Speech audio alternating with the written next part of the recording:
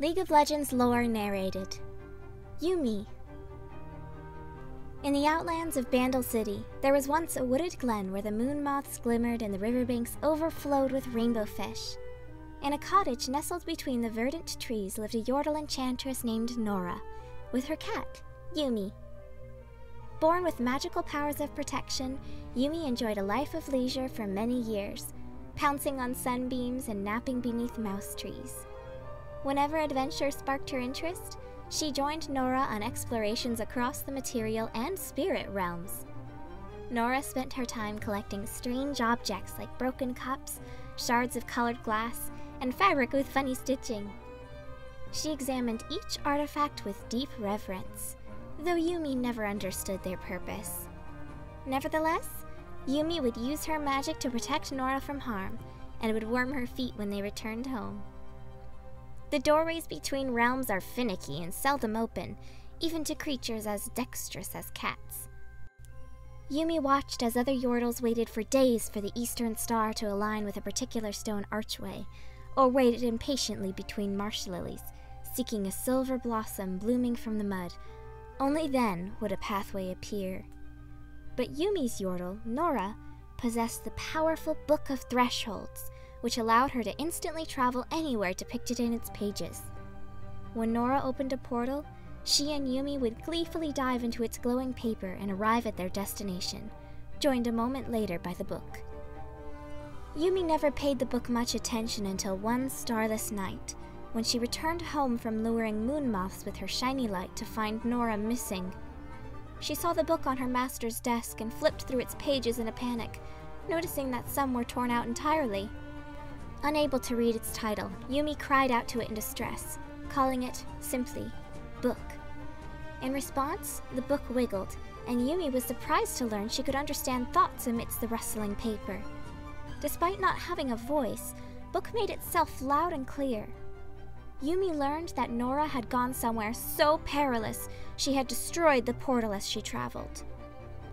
Yuumi knew she had to rescue Nora, and turned to Book for help.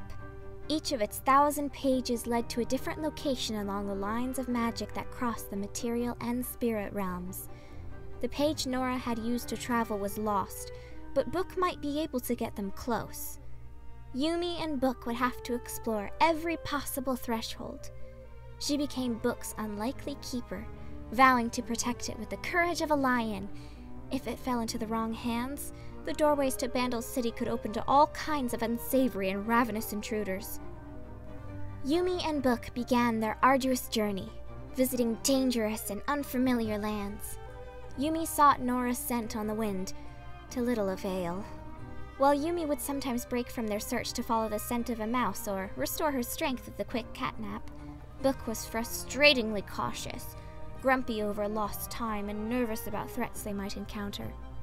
Nevertheless, Yuumi and Book were both determined to find their master and bring her home. When Yuumi especially missed Nora, she often sought out other companions. One of her favorites was a door-carrying shepherd with thick whiskers and a deep laugh like a babbling brook. Yuumi rested on his shoulders for a time, protecting him from angry snow spirits stirring up flurries in a hailstorm, while he brought her wriggling fish. Eventually, Yuumi uncovered the scent of her master lingering in a vast Shuriman ruin. Digging deep into the sand, she unearthed a broken shard of blue pottery that looked like a piece from one of Nora's teapots.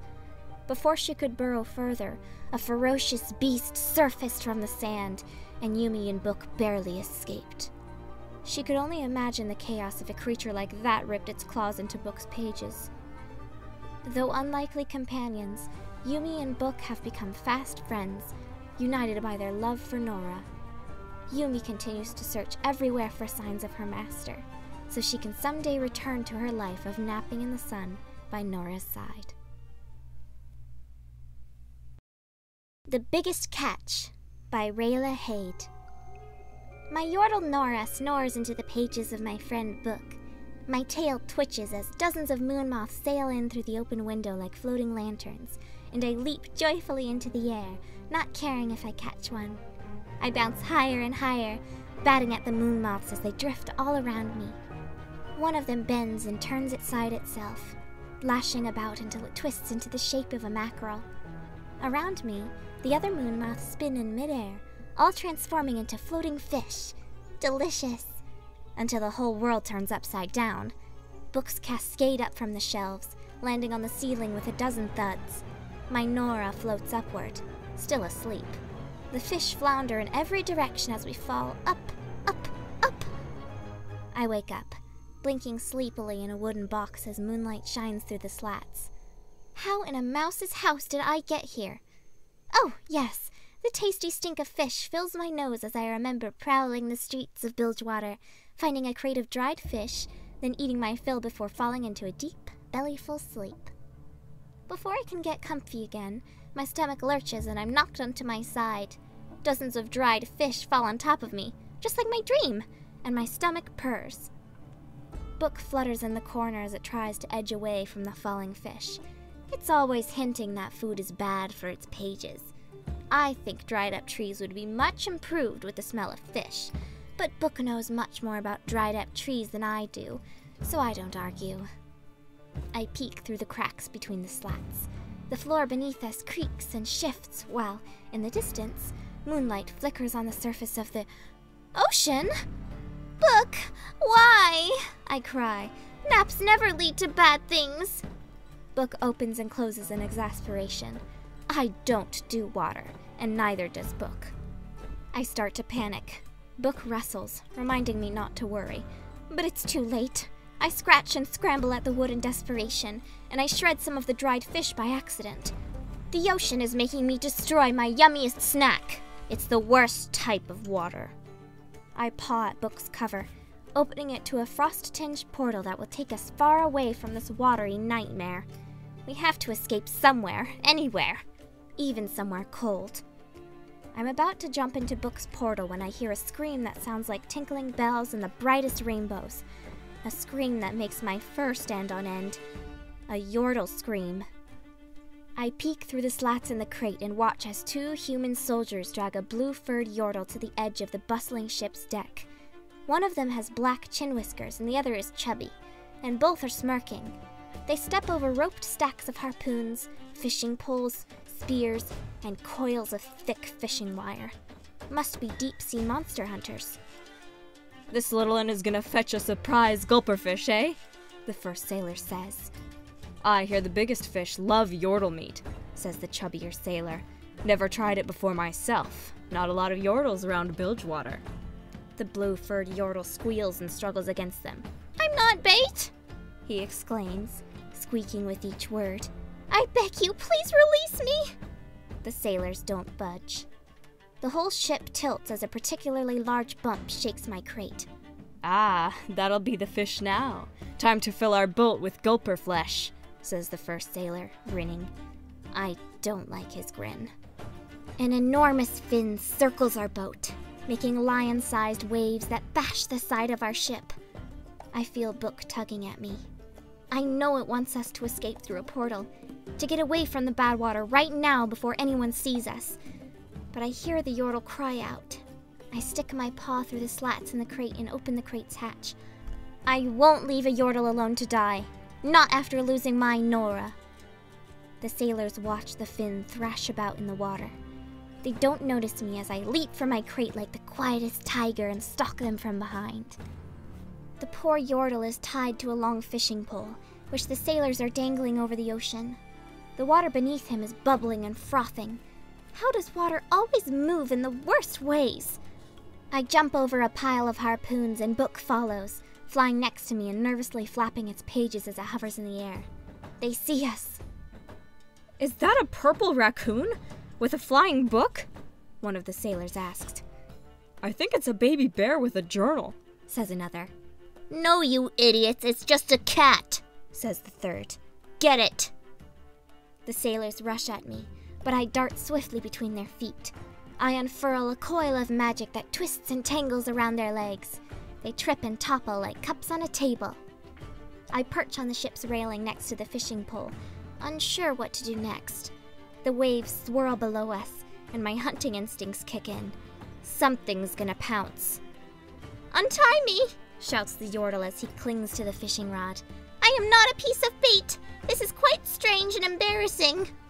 Luckily for him, I am not afraid of fish, even if I don't like water. I bound onto the fishing pole. In the midst of a cat's leap, sometimes time slows.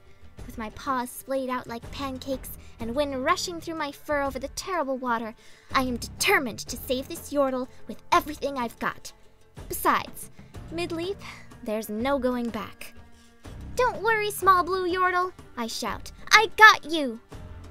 The Yordle's fate and mine intertwine as I land on its shoulder, with Book right behind. The fishing pole wobbles under our weight. The biggest fish I've ever seen, a third the size of the boat, bursts from the sea with its mouth gaping open, hundreds of teeth glistening in the moonlight. Its jaws open so wide it could swallow a pair of cows, even without chewing them up. Even in the dark, with my shiny light, I can see its skin is made up of pointed, razor-sharp scales of silver and violet. The giant gulper fish swallows us whole. The Yordle, Book, me, and even a bit of the fishing pole, with room to spare. We jostle against the roof of the fish's mouth as it falls back into the water. It's pitch black and smells like old seafood.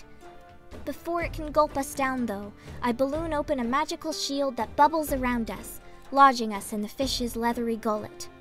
I blink on my shiny light again, illuminating some seriously rotten teeth that explain the awful smell.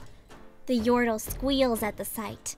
The fish lashes about, and the three of us are thrown in every direction, protected by the impermeable bubble. What a strange way to meet new friends. I try to open Book so the three of us can escape, but the gulper fish leaps into the air once more, and we are tossed into a heap inside the bubble. We fall with a thud. The fish must have landed on the ship's deck. I hear the sailors shouting as the enormous gulper thrashes back and forth, slapping them with its tail. I hear a splash, and another, and another. The humans must have been knocked into the water. Still stuck in the throat of the gulper fish, I flip Book open to a portal that shimmers with the dusky green of Bandle City, the green of home. I grab the small Yordle's shirt with my teeth and dive into the page. The portal widens and we spin into the spirit realm, dizzy and whirling into a jumble of colors. We emerge, coughing, on the banks of a shallow creek. My lungs fill with the sweet air of Bandle City, thick and lush as in my dream. Sapphire blue crickets chirp in the twilight as the brook babbles gently. Full of fish, normal-sized fish. Book flaps its pages to dry off. The blue-furred Yordle stands up, dripping and shaking. What was that? How did we escape? He asks. Wasn't the nearest bilgewater portal back on the docks? Lucky for us, Book carries our portals around wherever we go, I say. Book twirls, showing off its dried-up tree pages, each inscribed with a magical gateway outlined in ink and paint. Well, thank you for saving me, both of you, says the Yordle. He looks at Book cautiously. Is this where you're from too? Yes, but we don't live here anymore, I say. I look at Book, sadly, thinking of Master. Book flutters. I know it thinks it's time to move on. You know how to get home from here? I ask the Yordle. Yes, just up the hill past the bull moles. I know this meadow well, and I do hope you'll find your Yordle, he says before wandering off. I stay for a moment, watching as the gloaming turns to daybreak. I catch a glimpse of a moon moth hovering on the horizon and I long to pounce on it, but I remember that Nora is still lost somewhere, perhaps waiting for us to rescue her this very minute. I pat Book as gently as I can with my paw. I know it misses her too. Then I open a new page and dive in.